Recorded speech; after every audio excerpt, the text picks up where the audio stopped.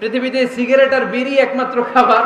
রাগ করবেন না, যারা খান রাগ করেন না, আবার একটু কমন সেন্সটা কাজে লাগানোর জন্য, চিন্তার জন্য বলতেছি। এটা আপনার লাং ফুসফুসকে শেষ করে দিবে, স্লো পয়জন। সিগারেট খাওয়া অনেকটা আত্মহত্যা শামিল। বিষ খেলে সাথে সাথে মরে, সিগারেট খেলে ধুকে ধুকে মরে। আর সিগারেট থেকে হিরোইন, গাঁজা, ফেন্সিডিল, ইয়াবা, ম্যারিজুয়ানার পথে মানুষ পথ বাড়ায়, পা বাড়ায়, তাই না? এগুলো খাবেন না। ওয়ালা তুলকু আইদিকুম ইলা তাহলুকা, নিজে নিজেকে স্বেচ্ছায় ধ্বংসের দিকে ঠেলে দিও না। জীবনটা অনেক সুন্দর, জীবনটা অনেক রঙিন, আল্লাহর দেয় জীবনটাকে উপভোগ করার দরকার আছে না নাই?